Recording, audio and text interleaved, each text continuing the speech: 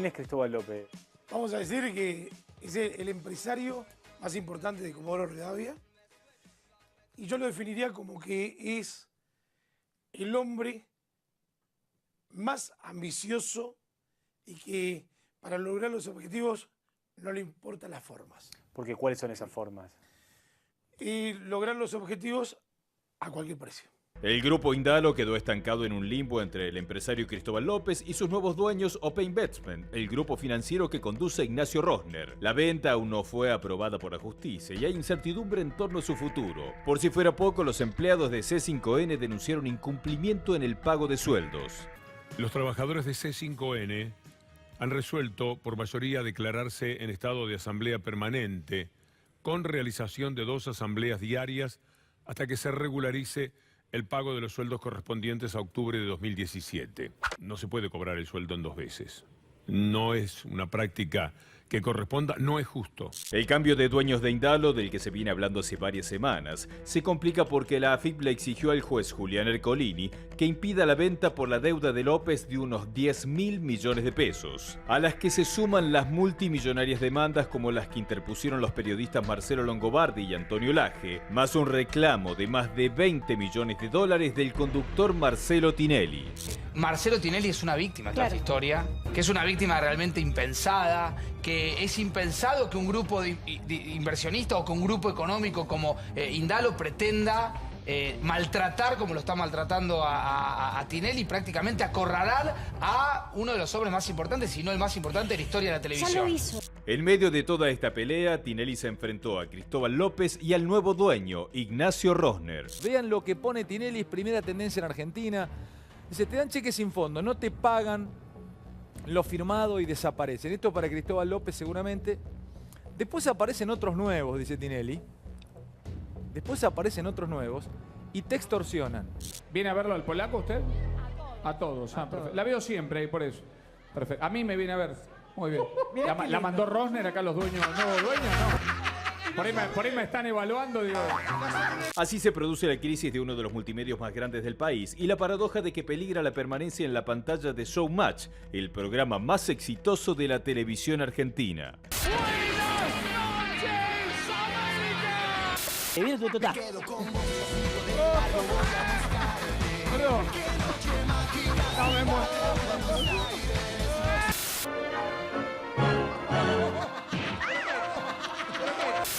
Es muy fuerte. Arranca por la querida pantalla de Canal 13. ¿Qué digo 13? 13.000. Por todo esto, el periodista emblema de la señal de noticias C5N, Víctor Hugo Morales, se paró de manos ante Cristóbal López y los nuevos dueños de Indalo. Y esto es muy triste. Es muy triste que suceda y quienes han sido patrones durante mucho tiempo, sería bueno que estén con la gente con la que han trabajado codo a codo, con las discrepancias naturales que hay entre laburante y empresario siempre. Y si hay gente nueva, que por favor den la cara. Aquí hay cientos de familias que se están preguntando cómo va a seguir todo esto.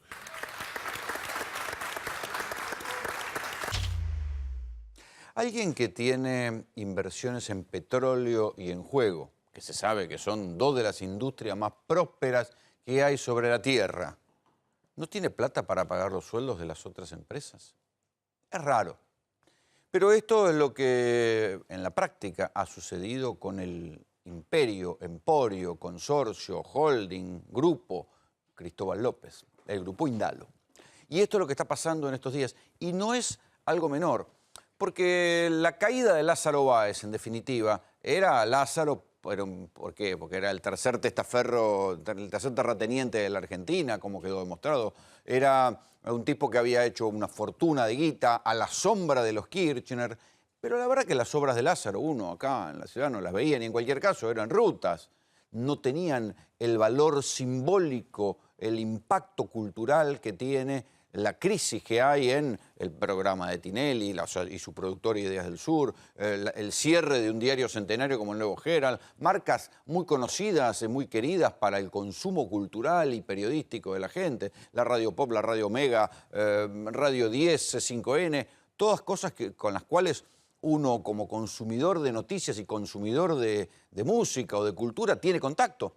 Todas esas cosas están en crisis, con la gente laburando a medio turno, con asamblea permanente, con un bruto quilombo en todos lados, con los sueldos que no se cobran.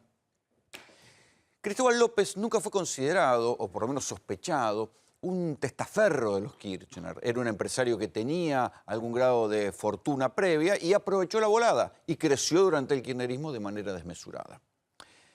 Tenía casinos en el sur, pero fue expandiéndose primero en el rubro de los casinos, con todo lo que esto implica, con todo lo que esto significa en el mundo, con la sospecha de que es una usina de lavar plata, con los controles flojos que hay en materia de casinos en el poder en la Argentina, por la cual se supone que los controla una máquina que después nunca se sabe si esas máquinas están perreadas. Bueno, pero no obstante todo esto, cuando Cristóbal López entra al negocio de los casinos, recibe dos ayudas interesantísimas. Claro, tenía casinos en las provincias, en el sur, no me acuerdo dónde más, pero eran casinos de provincia, chiquititos. Asume Néstor Kirchner, su amigo, y inmediatamente después, un par de años después, ¿qué sucede? Fíjense cómo se conectan personajes en el mundo de estos años. El Caballo Suárez, el sindicalista que está preso ahora, el tipo que mandaba en el SOMU, en el Sindicato de los Obreros Marítimos, el Moyano de las Aguas, como le gustaba decirle a él, es el mismo que todo lo que andaba sobre el agua era de él. ¿Qué hizo? Arrancó una huelga inexplicable que terminó hostigando a los españoles de Sirsa, que eran los que manejaban el casino flotante. Aquel casino flotante que había, ustedes recuerdan que en Buenos Aires no podía haber casino. Menem encuentra el recoveco y dice, bueno, no puede haber casino sobre la tierra, ponen un casino en el agua porque tenían un consorcio de unos gallegos. Había gente del menemismo. Lo cierto es que estos muchachos de Sirsa eran los que tenían el casino. El SOMU les empieza a hacer huelgas, hay huelgas cruzadas. Durante la huelga surge una conducción de izquierda más combativa, los del SOMU la apartan y los patotean y los sacan a un costado. El otro sindicato que hostigaba y que peleaba ahí era un sindicato vinculado a un legislador macrista de aquella época. Como sea, el casino flotante sale de la órbita de Sirsa y pasa a manos de Cristóbal López. Y después pasa lo mismo con el hipódromo. En el hipódromo, era un hipódromo, muchachos, el de Palermo, y de pronto la gente ya no iba más a ver los caballos, sino que iba a jugar a las maquinitas. ¿Sí? Y el decreto por el cual le dan a Cristóbal López el hipódromo, supuestamente le renovaba la concesión, no sé por cuántos años, creo 15, 20 años, pero además lo obligaba, comillas, a poner más tragamonedas. Algo extraño, en tiempos donde los gobiernos progresistas se supone que tratan de curar o evitar y no fomentar la ludopatía, acá en el hipódromo de Palermo pasaron de 2.900 a 12.800 máquinas tragamonedas. ¿Sí? En aquel momento todo era... nadie se preguntaba demasiado a dónde iba todo esto. Pero lo cierto es lo que se sabe, nadie puede decir que un casino da pérdida. Un casino es una máquina de hacer plata, literalmente, una máquina de hacer plata. Después de esto, al tiempo, Cristóbal López pasa a tener una nafta propia, el Grupo Indalo pasa a tener una nafta propia porque se queda con una refinería de Petrobras. Petrobras, que luego también se sabría que es una de las empresas más hackeadas por la corrupción en Brasil en los tiempos de Lula, se termina deshaciéndose de parte de los activos en la Argentina, sobre todo de una refinería importantísima, una de las pocas que hay en la Argentina, que es la refinería de San Lorenzo. ¿Quién la compra? Cristóbal López, que a partir de ahí pasa a tener su propia marca de nafta, empieza a comprar algunas estaciones de servicio y esas son las estaciones de servicio Oil, o sea, tiene refinería y tiene estaciones de servicio. Nadie puede decir que le vaya mal a alguien que tenga negocio vinculado a los combustibles, sobre todo en una época en la Argentina donde el precio del combustible estaba subsidiado y se consumía cada vez más nafta. Sin embargo, parece que tampoco ahorró de esa época. Y de ahí viene, porque esto es el problema de los empresarios fugaces que crecen en la Argentina. ¿Cómo se hace la guita fácil? Si ya tenían refinerías y ya tenía casinos, ¿era necesario que además se quedara con el impuesto ese a las naftas que supuestamente sirve para construir? Esa es la causa que tiene el juez Ercolini. Y con esos 8.000 millones de pesos era la guita que utilizara para comprar medio de comunicación. Si quería comprar medio de comunicación no podía pedir préstamos, no podía reinvertir las ganancias que venían de otras empresas. No, tenía que bicicletear la guita de los impuestos. Y además tenía la pauta asegurada, pues de las cosas que compraban para todos los medios que compraban, mientras estaba el kirchnerismo, tenía la pauta oficial asegurada, o sea que tenía un medio, hay que aclararle a la gente, un medio no vive solamente de la pauta oficial, pero la pauta oficial es algo que sirve mucho cuando tenés un colchón de pauta oficial y eso te da un 30, 40, un 50% de la facturación. No alcanzó. Utilizaban la guita de los impuestos para ir comprando medios. Esto es lo que sospecha el juez Julián Ercolini y por eso tiene Cristóbal López inhibidos todos sus bienes. Cuando todo esto sucedió, cuando se cortó el chorro de pauta oficial y alguien le dijo, venga para acá, pague los impuestos, ahí entró en crisis. Ahí se acabó la plata del petróleo, se acabó la plata de los casinos, se acabó la plata de todo. Esta es la cuestión más filosófica, digamos. La verdad que para ser empresario, y sobre todo para ser empresario de medios, hay que saber bancarse las malas. ¿Sí? Cuando a alguien le va mal, hay que saber bancárselas y saber seguir bancando los sueldos de los trabajadores. Porque eso es lo que hay que hacer. Puede que toque la mala, puede que un día uno se tenga que pelear con un gobierno y te corten la pauta. Y sí, macho, es lo que hay que hacer. Si no estás dispuesto a hacer eso, tenés que dedicarte a otra cosa. Escuchen, por ejemplo, que decía el socio de Cristóbal López de Sousa. Es la presentación de Indalo Media, que es la integración y la unión de medios audiovisuales, de medios gráficos, de medios digitales. Cuando nos pusimos a trabajar en esto, teníamos la certeza de que nos viene un mundo con muchas modificaciones y que cada día tenemos que repensar nuestros valores y nuestras creencias. Hace 30 años que nos dedicamos a producir valor, desde las empresas, desde el respeto a la gente, desde el trabajo, desde la inversión, desde el crecimiento, desde conformar los grupos de trabajo y de respetar las personas. Respetamos, como nosotros decía, el trabajo, la libertad, la inversión, el crecimiento, la generación de valor, el respeto a la palabra. Y esos son los valores y las creencias que las cuales vamos a trabajar desde el espacio mediático que hemos tomado. Sepan que en cada decisión que nosotros vamos a tomar, vamos a buscar la luz, no el calor. Muchas gracias. Qué incómodos son los archivos, ¿no? Porque todo esto que decía Fabián de Sousa finalmente hoy no se está cumpliendo. Y están las empresas de medios del Grupo Indalo paralizadas con asamblea de trabajadores y por otro lado está este enigma. ¿Dónde se llevaron la guita? ¿Dónde la tienen? ¿Por qué no pueden pagar y sostener con toda la guita que hicieron? Y este es el problema de los empresarios o de los grandes empresarios mágico que genera la Argentina de vez en cuando. En otra época se llamaba esto la patria contratista. ¿Qué era la patria contratista? Eran los tipos que porque eran amigos del gobierno, Lázaro Báez es un ejemplo de la patria contratista, pero también el Grupo Macri es un ejemplo de la patria contratista. O sea, los tipos que por estar en el lugar adecuado en el momento justo, tener el enchufe necesario para llegar a la sombra del poder, ¿sí? Logran los contratos que los hacen crecer exponencialmente. Ok, supongamos que está bien, que vieron la oportunidad, que encontraron el momento exacto, pero, macho, cuando baja la marea, no es necesario salir corriendo. Y esto es lo que hacen estos tipos. Si tuvieron la suerte de crecer como crecieron durante el kirchnerismo, se la hubieran bancado cuando la marea baja, porque ahí hubieran demostrado que no eran aventureros, sino que eran tipos que sí, bueno, ok, nosotros nos envidian porque tuvimos la oportunidad exacta para hacerlo, pero cuando baja la marea nos quedamos y nos vamos a quedar igual y vamos a defender nuestras ideas y esto es lo que no hicieron. Cristóbal López intentó vender el Grupo Indalo a un misterioso consorcio de abogados conocido con un señor visible que es un ex Newman Boy, o sea, del cardenal Newman, del colegio de Macri, que trabajó en papel prensa en el Grupo Clarín, no se sabe si es porque trabajó con papel prensa o con Macri.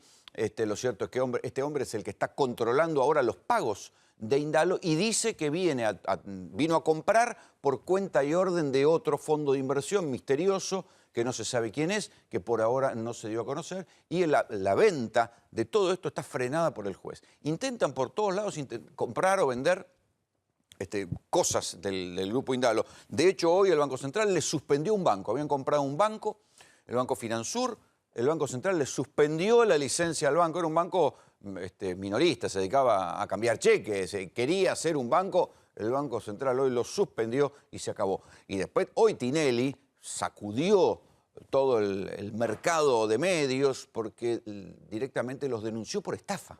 O sea, a ver, que Marcelo Tinelli, el tipo más conocido de la Argentina, seguramente te denuncie por haberlo estafado, no es poco. Y sin embargo, hoy acaba de suceder. Tinelli dice que, bueno, que no le están pagando el sueldo, que no le rebotaron 27 cheques y dice, sobre todo, yo no sabía que ustedes hacían negocios espurios, porque habían obligado en el contrato de asociación entre Ideas del Sur y el Grupo Indalo, había una obligación de tener buena conducta, para decirlo en términos sencillos y no leguleyos. Y hasta de eso, Tinelli lo está acusando hoy a Cristóbal López. Ser un aventurero es fácil, ser un empresario es difícil. Competir sin competencia y con el ducto de plata del Estado, cualquiera se llena de guita. El asunto es después bancarse la marea baja y competir cuando hay que competir. Bienvenidos, esta es Tercera Posición. ¿Por qué las causas de narcotráfico pasan por los juzgados federales y por los juzgados penales económicos? El federal trabaja fundamentalmente con la ley 23737 y todas las modificatorias. Nosotros trabajamos con el Código Aduanero, que es el artículo 866, primera y segunda parte, lo que hace a lo que es el contrabando de estupefacientes en cualquier etapa de elaboración. Que salgan o entren. Exactamente, es nuestro. Nosotros tenemos competencia a 60 kilómetros en el Gran Buenos Aires, extendemos la jurisdicción, por eso tenemos Ezeiza también, que es mucho del aeropuerto, que a lo que veo hoy es el chiquitaje que tuvimos mucho tiempo, que son 20 kilos, 10 kilos, 30 kilos, doble fondo, ingestados. Y la preocupación mía hoy, 2017, son los puertos de la Argentina. Desde un gancho ciego que tuve acá en la esquina, con 200 kilos y se nos fueron otros 200, hasta las 3,5 toneladas que salieron de la terminal de acá de Manzanas Blancas, o lo que ha pasado con Carbón Blanco, con la mudanza de Luis XV, con todas las causas que hemos visto pasar, con merluza. Las bobinas blancas. Bobinas blancas, merluza blanca, toneladas. Comenzó el juicio contra 6 acusados por contrabando de 3,5 toneladas de cocaína en el año 2010 en el llamado operativo Manzanas Blancas. Por un escaneo en aduana de Buenos Aires se logró el hallazgo de la mitad del cargamento y la otra mitad que ya había salido para el destino final fue captada en Brasil. Son aproximadamente 450 kilos de cocaína dividido en panes y ocultos en estas bolsas que transportaban presuntamente solo carbón hacia Europa. La droga, cuyo valor está estimado en 14 millones de euros, puesta en Europa, fue encontrada oculta en muebles de estilo, por lo que el operativo que la descubrió se denominó Luis XV. Rolando, hay puertos en el sur donde también hubo hace poco tiempo Langostino 2, con menos cantidad, pero sigue habiendo la misma operatoria de 30 años atrás. ¿No tienen escáner todos los puertos que exportan? No. ¿No? No. O sea que hay puertos que no hay donde escaneo, salen los contenedores sin escanearse. Sin escanear. Eso yo se lo transmití a ¿Cuántos son? No me digas cuáles, ¿cuántos son? No sé, creo que son más los que no tienen que los que tienen. Esto es como el tema de los radares, ¿no? De INVAP que estamos esperando. Casi 2 toneladas de cocaína, evaluadas en 60 millones de dólares, fueron secuestradas en la ciudad de Bahía Blanca y en la provincia de Mendoza, ocultas en rollos de acero, en el marco de un operativo en el que fueron detenidas 15 personas, entre ellas 4 de nacionalidad mexicana, que integraban una célula de un cartel de Michoacán. Este año Gendarmería ya lleva 5.000 kilos de cocaína incautados. Y hicieron, obviamente que pregunté la pureza y arriba de 92%. Bueno, en eso me quiero detener. Porque una de las cosas que están diciendo es que la Argentina ahora le está agregando valor, o sea, recibe pasta base, la convierte en cocaína y la exporta. Y de este modo, Argentina se ha convertido a nivel mundial en un exportador muy fuerte de cocaína, aunque no tiene la materia prima. Argentina, según Naciones Unidas hace un tiempo, dijo que éramos el primer país exportador de cocaína. El primero. Y después, a mí me llama la atención la pureza, porque una droga de arriba del 92% pureza se puede multiplicar por cientos de kilos más, y eso es todo destinado fundamentalmente a Europa y parte a Estados Unidos. Pero la puerta de entrada de la droga en Europa es España. El juez Reynoso está acusado de liberar narcos a cambio de que le paguen coimas en dinero y en bienes. ¿Cómo te pega un caso como el de Reynoso? Me duele en el alma. Lastima mucho el sistema. Esto prueba el poder de corrupción que tiene el narcotráfico y lo que es el crimen organizado transnacional en una república, ¿no? Se mete como el agua en todos lados, en la política, en la policía. Porque van llegando más alto. Exactamente. Antes llegaban a nivel fuerza de seguridad, no llegaban a los jueces. Exactamente. 30 años atrás eran las fuerzas de seguridad, sobre todo las locales, porque las federales estaban más impolutas, digamos. Hoy yo creo que con el dinero que se mueve, Manzanas, por ejemplo, movió nada más que en cocaína 1.800 millones de euros. Mueve mucha plata y corrompe mucha gente. Es peligroso. La segunda generación del extraditado Diego Montoya Sánchez, alias Don Diego, y herederos de otros antiguos capos del cartel de Norte del Valle, protagonizan una nueva guerra que deja entre ellos 17 muertos en solo una semana. Lo que entramos a notar también es la incursión de carteles. Arroz Blanco es Cartel del Valle. Del arroz blanco surgen otras causas. O sea, que lleva directamente a los carteles. Lleva directamente a los carteles. ¿Se minimizó durante los años del kirchnerismo la cuestión del narcotráfico? Yo creo que se minimizó 30 años. Desde Alfonsín. Porque el Langostino estaba Alfonsín. Claro, esto es justicia federal, pero es otro costado de la justicia federal. Son los tribunales orales económicos que, curiosamente, son los que terminan enganchando los grandes cargamentos de drogas, pero no terminan jugando la parte delictiva del narcotráfico. Para juzgar la parte delictiva del narcotráfico, pero también para juzgar, y sobre todo, ¿no?, lo que tiene que ver con los delitos de los funcionarios, hay 12 muchachos que están en Comodoro Pi, que son los jueces federales. Y si ustedes piensan y miran cualquiera de los programas periodísticos como quien mira un folletín, va a ver que son personajes recurrentes. Mal que mal, no hay día que no terminemos hablando de un juez federal y de lo que hace. ¿Quiénes son los jueces federales? ¿Como cuánta honestidad, como cuánta independencia tienen esos jueces federales? Son 12. ¿Sí? Por eso, qué mejor que preguntarle a Tato Yan, que acaba de sacar el libro negro de la justicia, ¿sí?, quiénes son los 12 magníficos, que son los únicos que pueden meter preso a un ministro, a un secretario de Estado, a un presidente. ¿Quiénes son los 12 magníficos? ¿Son confiables? No. Ni un matiz, no. ni un gestito diplomático, bueno, nada. Alguno por ahí, en algún momento. El sistema no es confiable. Son 11 y una dama, ¿eh? Sí, ¿y qué dama? ¿Y qué dama? La María decana. Servini, que es la decana, que está desde, bueno, como jueza federal desde Menem, y desde ahí para acá han pasado muchos y ella sigue. ¿Es verdad que la están queriendo tirar por la ventana? El gobierno amagó con jubilarla. ¿La quisieron pasar a jubilarla? La quisieron pasar a jubilar. Lorenzetti le soltó la mano. Claro, bueno, ella se enfrentó con Lorenzetti fuertemente el año pasado, sigue enfrentada. El gobierno tuvo ahí ¿Puede sobrevivir un juez enfrentado con el presidente de la Corte? Ella sí. Creo que es la única que lo puede sobrevivir. Lorenzetti es un hombre muy poderoso. Tuvo muchos aliados en su enfrentamiento. Elisa Carrió, el principal. Yo creo que eso le jugó muy a favor. Y estuvieron a punto de jubilarla y a último momento, yo cuento la escena del libro, la salva un hombre clave en todo esto, y yo creo que cada vez más clave, que es el señor Daniel Angelici. El Tano Angelici, que la quiere mucho a Servini, forma parte de su Sigue siendo el clan. operador de la justicia, pero sin embargo Carrió lo denunció a Angelici y hay una causa en el juzgado de Casanelo. ¿Y? No, digo. No, a ver, el gobierno... A ver, la justicia federal está contaminada hace por lo menos 20 años, tranquilamente. Hay operadores de la CIDE desde hace siempre. Bueno, a ver, vos escribiste el libro de Estiuso. Claro, ¿Cuánto porque intervenía Estiuso en la justicia federal? todo el tiempo. Porque, a ver, Menem y Kirchner tuvieron en común que los dos le encargaron a la CIDE el control de la justicia federal. Directamente. Claro, en el tiempo de Menem eran Zorregui, En el tiempo de Menem era un hombre de ademanes, digamos, florentinos, Claro. y el gobierno Estiuso que era mucho más áspero, Un poquito más áspero. Pero el sentido era el mismo y la contaminación resultó igual. ¿Sí? Digamos que todavía más intensa durante el kirchnerismo. Por eso durante el kirchnerismo... A ver, explicarle a la gente qué es manejar la justicia federal. Manejar la justicia federal es primero poner jueces. Hay jueces que son directamente puestos por la CIDE. Apretables. Todos tienen que ser vulnerables. ¿Qué es ser vulnerable? Y qué sé yo. Pues digo, nosotros sabemos más o menos qué es, pero hay que explicarle a la gente. Y hay un juez que vos sabés que el hermano cobra y vende por traficar causas. Ese juez es vulnerable. Sí, cuando se quiere hacer el independiente le decís, vení para acá, vení.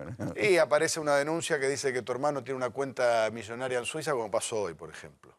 que se supo que el El hermano, hermano del juez Ariel Hijo tiene una cuenta millonaria en Europa. Pero ese anuncio, ¿son ciertas o son globos? Bueno, hay de todo, hay y no hay. Pero... Porque también de Casanelo dijeron que Casanelo se había reunido, hubo 2 tipos que aparecieron, que mentira. dijeron... Y era una mentira. En ese caso era mentira. No, a ver, después en Comodoro Pi se cobra y se vende para estirar un proceso, para esconder una causa, para dormirla. Todo eso pasa todo el tiempo en Comodoro Pi, lamentablemente. Y pasa cada... Entre los estuvo 12. pasando mucho durante los ¿Hay últimos honestos? tiempos. Hay algunos que son más honestos que otros, sí. A ver, el concepto de honestidad yo creo que hay que revisarlo un poco. Hay algunos que no son chorros. Exacto. Ahora, la honestidad yo creo que es un concepto mucho más integral y mucho más profundo. Forman parte de un sistema de poder político que cree que en vez de controlar al poder político, forman parte del poder. Entonces juegan todo el tiempo. Bonadío juega, Ariel Hijo juega, Canicova Corral juega, Servini de Cubría juega. Todos los jueces federales están haciendo política. Bueno, cuando se juega, en la práctica quiere decir que a uno lo invocan y a otro no, con el mismo argumento. Yo pongo ahí lo de la lógica del dedo en el gatillo. ¿Te acuerdas cuando era la Guerra Fría que estaban los yanquis apuntando los misiles a los rusos y los rusos a los yanquis? Claro, nadie apretaba el botón rojo porque era matar al otro, pero era suicidarte. Pero estaban todos con el dedo. En la justicia federal funciona así. Servini de Cubría tiene causas, Servini ahora, solo sin de Cubría porque ya se murió el brigadier. Tiene causas desde la década del 90 y acumula causas contra todos los gabinetes que se te ocurran. Y junta. Y en algún momento aprieta el botón rojo, ¿o no? De hecho, las causas, las causas por las que están presos, muchos de los que están presos hoy son causas de más de 10 años. Y el poder de ellos lo sostienen así, teniendo a todo el mundo apuntado. Ojo. Pero siempre al caído. Por supuesto. Por supuesto. Digo, porque fíjate lo del fallo de la Cámara. Con el mismo fallo de la Cámara, con el que metiste preso a Vudú y a Devido, podés meter preso a algún funcionario. Bueno, pero escúchame, Luis Rodríguez es un juez puesto por la CIDE. Con ayuda de la CIDE, que le consiguieron el examen antes, qué sé yo, lo habían puesto para proteger... ¿Con ayuda de la CIDE? Pero sí, lo habían puesto para proteger al kirchnerismo y es el que termina poniendo preso a Julio Devido. Como en su momento el juez Jorge Urso, que había sido puesto para proteger al menemismo, termina metiendo preso a Menem. Vamos a empezar a hablar un poco de qué pasa con Cristina en tribunales, pero antes, si estás buscando una puerta de calidad, diseño y seguridad, te recomendamos Artestamp, líderes en el mercado con más de 60 años de trayectoria. Artestamp, más de 60 años haciendo puertas para cada estilo y necesidad. Diseño, mayor calidad, mayor durabilidad, mayor resistencia. Conozca nuestros productos en las principales casas de aberturas de todo el país. Artestamp.com.ar. ¿Siente, como algunos creen, que fue abandonado políticamente su marido? Sí, sin duda, claro. Entonces, cuando de golpe le preguntan al conductor del espacio político qué piensa de Julio Devido, y en vez de decir, mira, lo están persiguiendo mediáticamente, me están persiguiendo mediática y judicialmente como a mí, dice, yo no pongo las manos en el fuego por nadie, ¿qué hace todo el resto? Se repliega absolutamente por temor. Específicamente, ¿Cristina Kirchner la llamó? No, no hablé con ella. ¿Le llama la atención? Un poco, sí, al principio, pero bueno, qué sé yo, la última vez que estuve en contacto con ella fue cerca de principios de octubre y después no estuve más en contacto. ¿Usted pone las manos en el fuego por su marido? Pero la verdad que las manos en el fuego es una expresión muy poco feliz realmente. Yo le tengo confianza a la gente, y de hecho yo le tengo confianza a Nelly, y yo le tengo confianza a mi marido, y yo le tengo confianza a mucha gente. Cuando me fallen en la confianza, entonces me voy a sentir defraudada, me voy a sentir dolida. Yo le tengo confianza a la presidenta y en este momento me siento defraudada en la confianza. Una de las lógicas que imperan en Comodoro Pi, me parece, es la del freezer y el microondas, ¿no? Sí. Tienen la cosa congelada y un día dicen, mira, vos me mandan, perdiste, amigo, y le ponen el microondas, te descongelan y te sacuden. Bueno, de hecho, el otro juez que manda a meter preso a Devido es el juez Claudio Bonadío, que él tenía un acuerdo con Julio Devido. Cuando él eleva la famosa causa de la tragedia de Once a juicio oral, al único que saca de la elevación a juicio es a Julio Devido. Y en la Cámara, después la que le dice... Le dice, tenés que meterlo. Es el tribunal oral. Claro, después del juicio que le dice... Es decir, él lo protegió en su momento y ahora lo manda ¿Quién tejía esos pactos? Porque cara a cara no se tejían, ¿o sí? No, cara a cara nada. No, a ver, durante ese tiempo había si querés, un tridente de operadores del gobierno que eran básicamente Jaime Estiuso, Javier Fernández, que era un auditor general, bueno, todavía anda por ahí dando vueltas, y Darío Richarte, que es un abogado que había sido de la CIDE, bueno, un tipo del círculo de ellos. Después hay otros jugadores. En el caso del acuerdo que yo te menciono de Bonadío para proteger a Devido, se decía que era Freddy Lijo, el hermano del juez federal Ariel Lijo, pero aún así, el que había hecho la gestión. Aún así, durante el kirchnerismo hubo funcionarios que la pasaron mal. Vudú el primero, al poco de asumir, le allanan el departamento. No, bueno, pero ahí es cuando se empieza a romper el cerco de protección. Ahí, todavía le quedaban 4 años por delante y ya empiezan a romper. No, eso fue en el 2012. Veníamos del 2003, 2004, 2005, 2006. Pues 2011. Veníamos de muchos años. Ahí, de todos modos, el que rompe ese cerco es el juez, ayúdame. Lijo. No es Lijo, es Rafecas. Que Rafecas era uno de los que no tenía acuerdo con la CIDE. Había 2 jueces en ese momento que no tenían acuerdo con la CIDE. Rafecas es el primero que investiga a Vudú. Es el primero que investiga a Vudú con el fiscal Rívolo, que son 2 que todavía tenían cierto juego propio. Y ahí es cuando Cristina empieza a romper la relación con Estiuso, con Javier Fernández.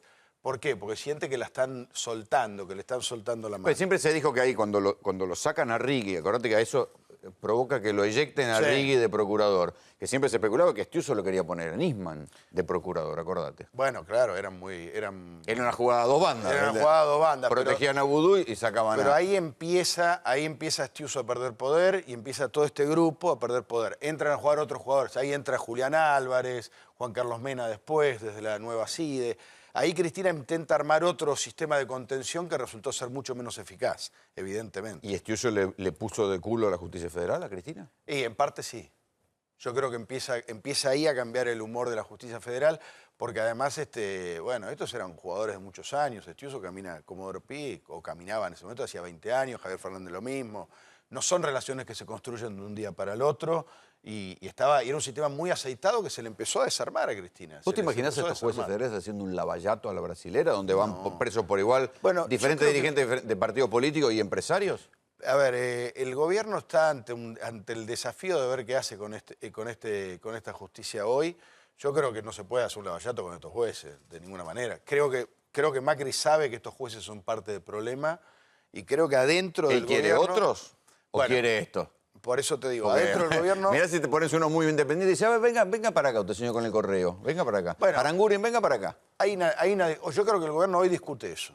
Es una de las discusiones que hay en el gobierno. Por un lado está el ala, digamos, si querés, hay un ala más dura, que está José Torello, por ejemplo, el Tano Angelici, que dice, no, con esto que los arreglamos. Tranquilo, los arreglamos, se puede charlar. Se puede charlar, qué frase. Se puede charlar. Y después hay otros que no. Garabano claramente quiere romper con este sistema. Acá lo tenemos a Garabano, creo, hablando. No, eso no es así, ustedes lo saben bien. Eso fue en parte lo que sucedió durante muchos años del gobierno anterior, que generó una impunidad y generó una paralización de las causas. Hoy lo que ha habido es que las causas empiezan a tramitarse razonablemente como debieran tramitarse en cualquier lugar del mundo y frente a cualquiera de nosotros que comete un delito.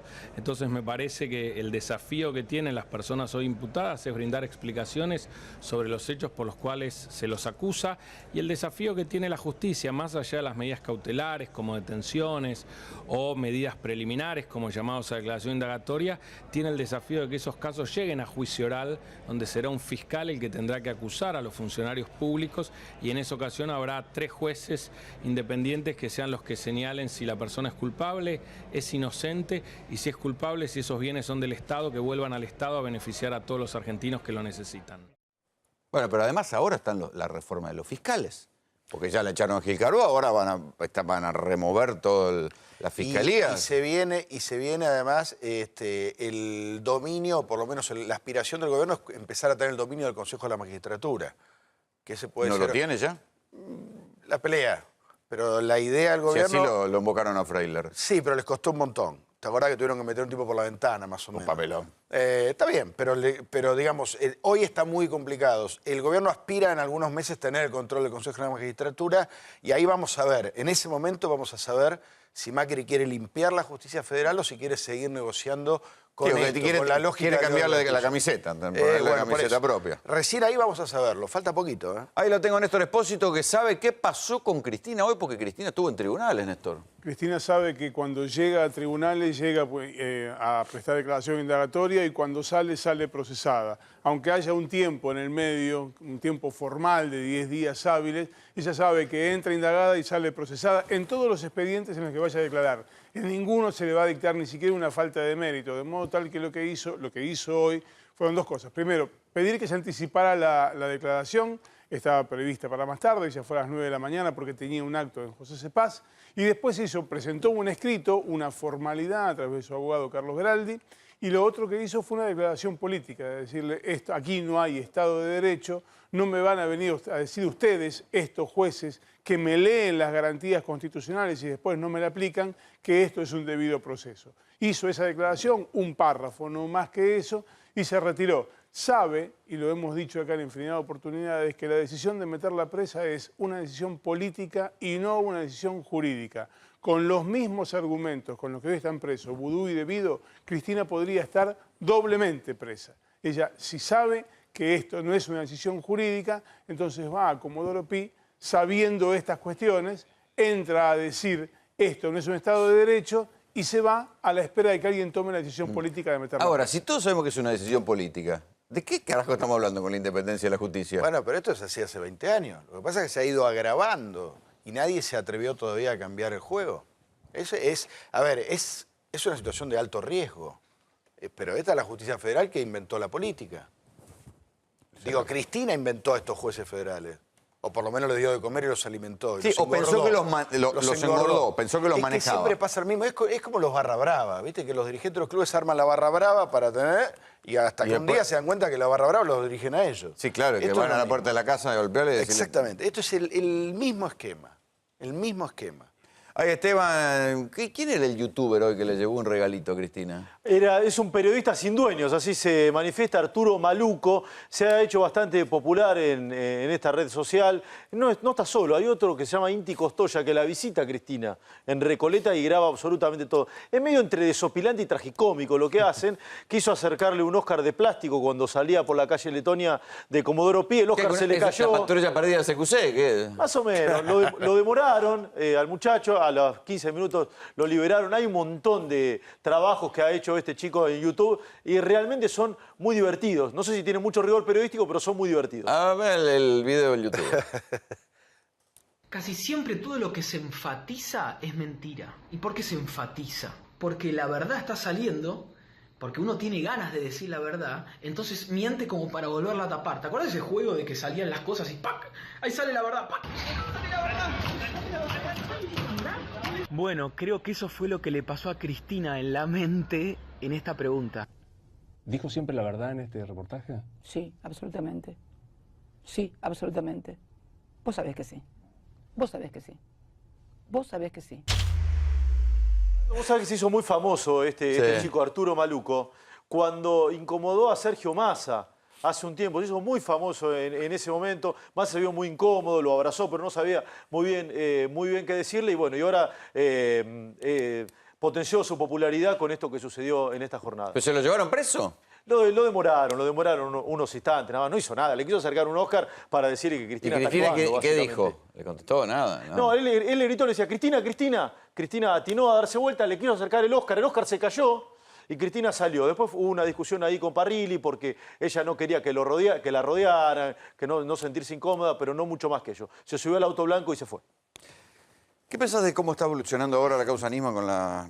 Creo que ya inminente detención, le deben tener todos los números para llevarlo preso a Lagomarsino? Y porque, a ver, sería insólito si no, porque Lagomarsino tiene custodia. ¿Sabían que tiene custodia 24 horas de la prefectura? O sea que no se puede escapar, con lo cual le pusieron la tobillera. Un poco show ahí, ¿no? Totalmente.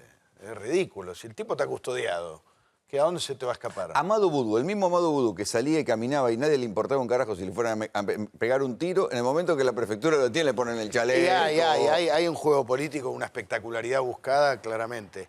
A ver, el caso Nisman, yo soy muy antipático con todo lo que digo con esto, porque la mayoría de la gente cree que lo mataron y demás.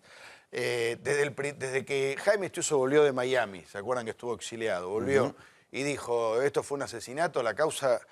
Claramente el objetivo era llevar la causa a la justicia federal para hacer desfilar a todos los enemigos de Jaime Estiuso por tribunales. De a poquito lo va logrando. Claro. Lo que pasa es que la cuestión no es la verdad o la sentencia, sino el entretanto, el ir cocinándote a fuego lento y que te tengan subiendo la escalerita de Comodoro Pi. Sí, bueno, es que la verdad la verdad no es un valor para la justicia argentina. Sí, pero estamos jodidos entonces. Y sí, porque además es que yo creo que la clave es que han sido contaminados por los servicios.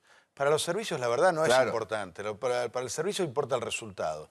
La justicia debe buscar la verdad, bueno, ya no la busca, ahora busca el resultado. Y esto es lo que ha pasado generalmente con la mayoría de las causas y con esta en particular. ¿Vos coincidís, Néstor Lago Marcino? Absolutamente. ¿Sabés qué se llevaron de la casa de Lago Marcino? Estuvieron un allanamiento que duró hasta la madrugada de hoy. ¿Sabés qué se llevaron? La notebook, la computadora personal que él usa. ¿Sabés qué están buscando? ¿Viste el yin y el yang? Bueno, en la computadora de Nisman había intromisiones a través de un programa que se llama TeamViewer que se baja gratuitamente de internet.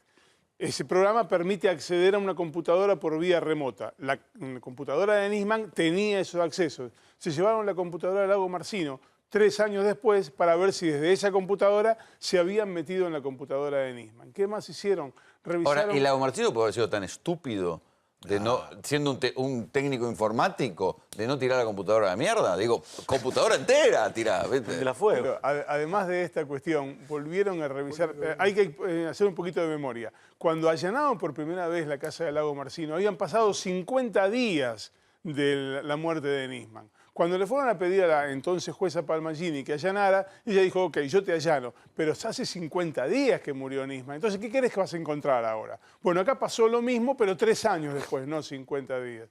Lago Marcino sabe, ya le han dicho que va a ser detenido. Bueno, por lo menos esa es la información que a él le llegó y le dijeron que el martes que viene deje todo en orden en su casa porque en una de esas no vuelve. En una de esas no vuelve. Es muy fuerte.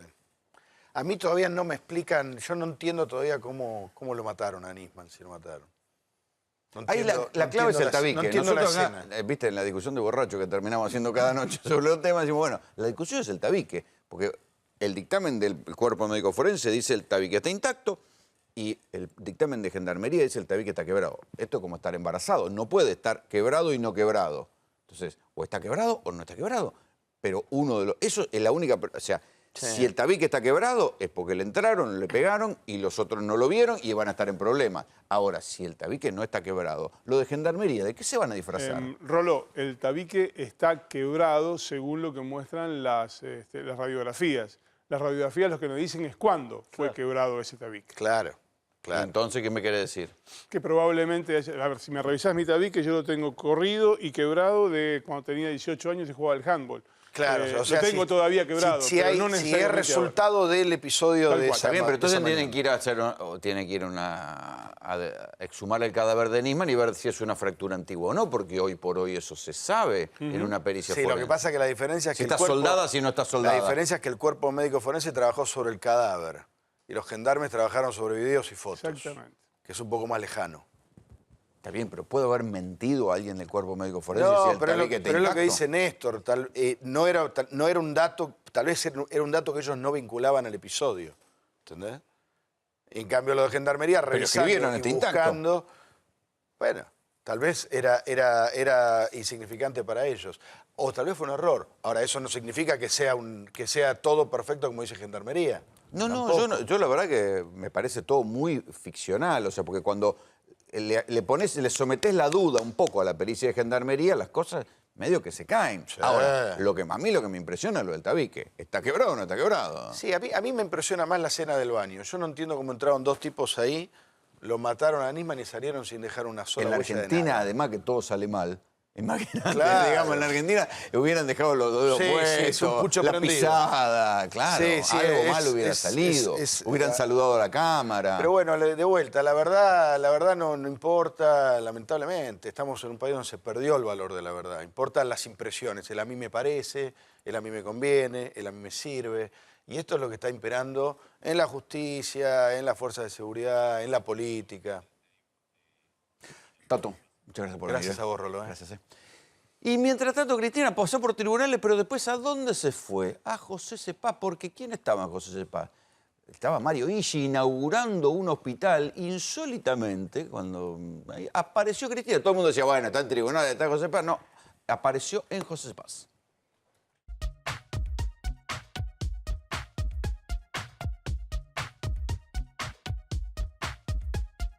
Recibir a la expresidenta Cristina Kirchner, a todos los intendentes, amigos que están acompañando. Hace un tiempo nos propusimos trabajar por la salud de José Cepaz. Y lo hemos hecho. Este hospital se ha hecho con recursos propios y con personal municipal. Nadie puso un peso para este hospital ni para los otros 6 hospitales que hemos hecho.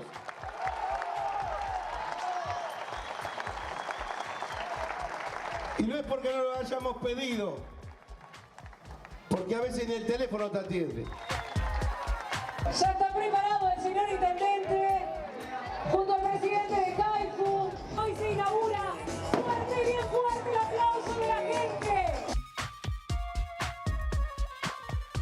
Es una alegría para todos nosotros los argentinos y latinoamericanos que podemos tener hoy un equipo CAIFU en la Argentina y poder empezar a trabajar en lo que es ultrasonido no invasivo. Es bueno tenerlo en José Cepaz y gratis para todos, sin bandererías políticas, sin extractos sociales, sin estamentos sociales. Acá puede venir el que sea, las puertas están abiertas para todos. Siempre no le preguntamos ni de dónde viene. Del mismo modo que nosotros nos llevamos la impresión que en la justicia están pasando cosas extrañas, que era lo que yo así contaba en el editorial ayer, ¿no? Que con el mismo dictamen que a un tipo lo meten preso, a otro lo dejan suelto y uno dice, ¿qué hay de diferente? ¿No? Digamos, por ejemplo, del mismo modo que a Cristóbal López le están exigiendo bien que pague los 8.000 millones de dólares de las naftas que se quedó, a OSDE le dijeron, no, usted no pague los 8.000 millones de dólares, arreglamos con una multita y seguimos para adelante. Estas cosas son las que llaman la atención y uno dice, bueno, ¿cómo funciona esto en la justicia? Pero hay otra cosa de la cual también venimos hablando y es de la violencia verbal.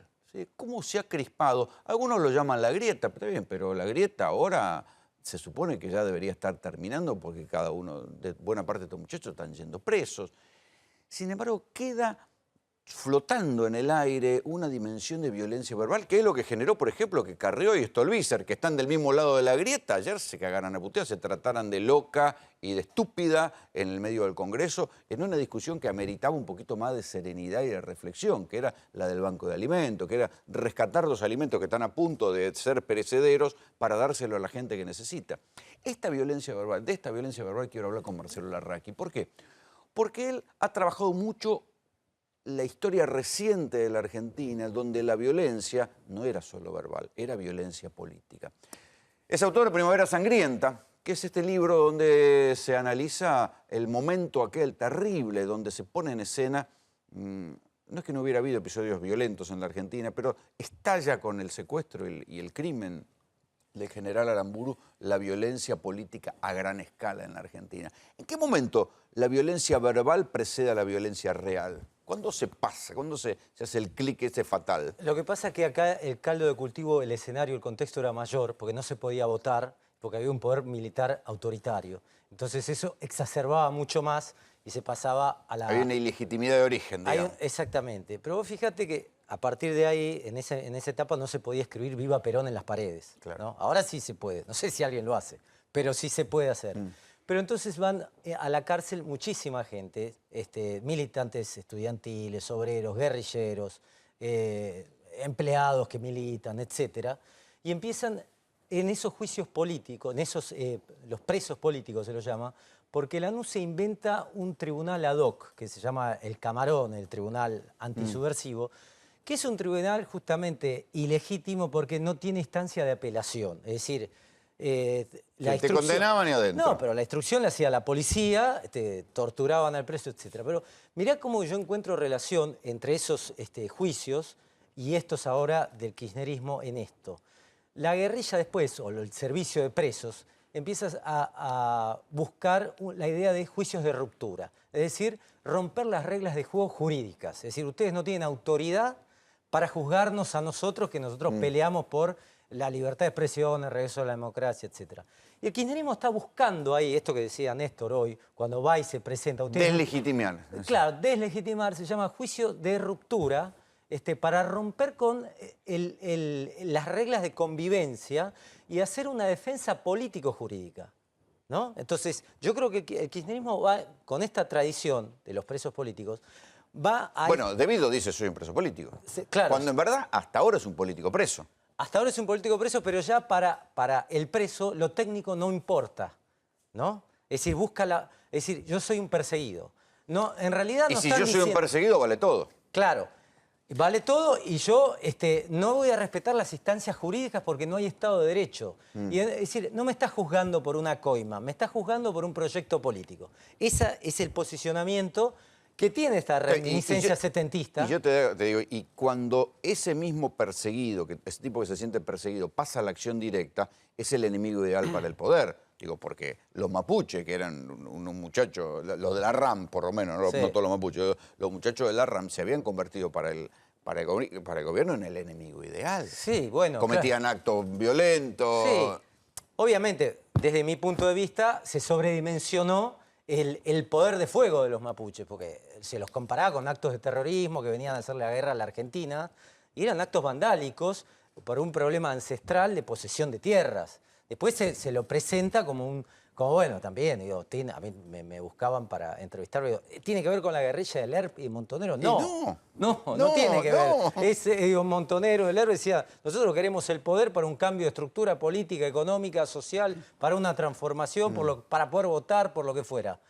Y este conflicto mapuche, desde mi perspectiva, se sobredimensionó como para tapar o correr al costado del eje el caso Maldonado. ¿Cómo analizás el terrorismo ideológico que hay en las redes sociales? Cada vez que uno levanta la cabeza y dice algo, te atacan desde uno o de otro lugar, del kirchnerismo o del gobierno, atacan a los tipos que dicen algo y los sepultan de puteadas. Sí, yo creo que son actos de impugnación, ¿no? Masivo, por algoritmo, digamos, ¿no? Es como toda la red detecta un tipo que está pensando algo distinto, y avanzan sobre él hasta estigmatizarlo, castigarlo, bulearlo, como se dice. Eso no existía hasta hace 3, 4 años.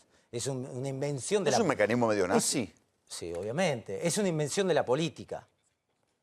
Esto es una invención de la política, no son 4 loquitos sueltos. Nadie labura 24 horas gratis cargoseando a alguien que piense distinto. O sea, hay un aparato detrás de esto. Es una herramienta política, sí, seguramente. Es una herramienta política no solamente del Estado, o de distintos estados, porque también en el kirchnerismo existía este tipo de situaciones. Me parece que es una herramienta de hostigamiento al que piensa distinto, porque lo que se perdió acá es el sentido común, ¿no? Es la pérdida del sentido común. Es decir, como decía Tato recién, se perdió la sensación, el sentido de verdad y el sentido común, ¿no? Marcelo, gracias por venir. No, gracias a vos. Así nos vamos. Esto fue Tercera Posición. Buenas noches. Accede al auto que siempre soñaste. Conocé Auto Advance. Todos los modelos, amplios planes de financiación y un equipo de ventas listo para asesorarte. www.autoadvance.com.ar. Auto Advance lo hace posible. Defensor del Pueblo de la Provincia de Buenos Aires.